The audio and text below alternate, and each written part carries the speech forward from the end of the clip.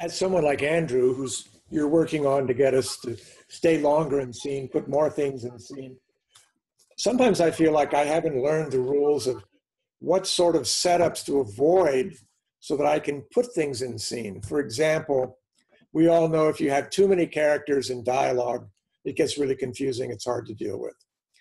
On the other hand, I always wind up doing something dumb, like having a character locked in a room by themselves. Whereas there's no dialogue, your choices of keeping it in scene are sort of inner monologue or inner dialogue or flashbacks. And how much of that will the reader take before they go, God, just get out of that room, talk to somebody.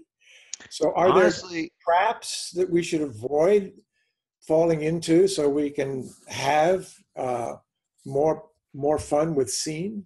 yes. Yes, I can tell you exactly the trap that you should avoid.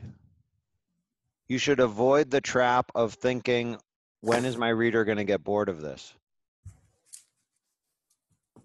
That's the trap right there, is when you think you're worried about the reader getting bored or wanting to jump out of your scene.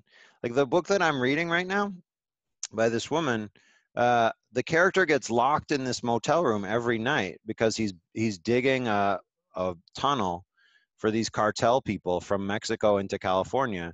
And huge parts of the book, the guy is either digging a tunnel or he's locked in this motel room. And none of those are boring. And in fact, as I'm reading it, I'm actually like the one thing that's hanging on in my head is, it seems really weird to me that this guy hasn't eaten in like 150 pages. Like he's been staying in this motel for like 3 days now.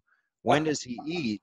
So I'm basically saying, like, there's things that I would want more of. So I think, it's partly the approach. Like if you always feel like, I feel like I've said this a lot lately, but it's like, if you try to avoid doing bad things, then I don't need to know about him taking dumps. I don't need to know. Of course, Jeannie would.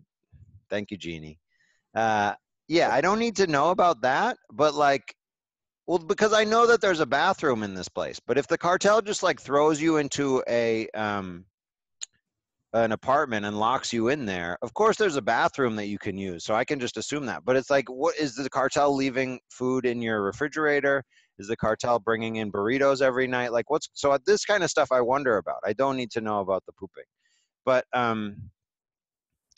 yeah, so you give me a fair amount. Okay, bye, Eve. You give me a fair amount, and often what happens is I want more. So the thing where you put your eye on the ball, that is, I hope the readers don't get bored, then that's what you're focusing on, and you're not focusing on what's actually happening with the characters and what potential or what elements could happen in that scene. And so it really shortchanges you. It's like if you jump out of an airplane and you have a parachute and they just tell you, like, whatever you do, don't land in that pond, and you're falling, you keep looking at the pond. That's what I don't want to do, is land in that pond. Well, guess what? If you're paying a lot of attention to the pond, you might wind up landing in the pond because you keep looking at it. It's going to pull you over there. But if you actually think about, well, okay, the pond's over there, I really want to land in that field, then you're going to land in the field. It's all about having something that you're focused on that you really want to do that's a positive, instead of trying to avoid a negative. And so the negative that you're avoiding is actually causing you to shortchange the craft that you've learned. And the craft that you've learned can show you how to really connect with the reader. So if you think, how can I make this scene really connect with the reader? Then you're going to approach it differently. And then you think, well, okay, so the first thing I need to do is extend everything as much as I possibly can until Seth says, this is too much and I can cut away this part and that part. But if that part of your brain keeps kicking in and thinking, oh, when is the reader going to get bored? I'm worried that the reader is going to get bored. There's something that's shortchanging right there in your process.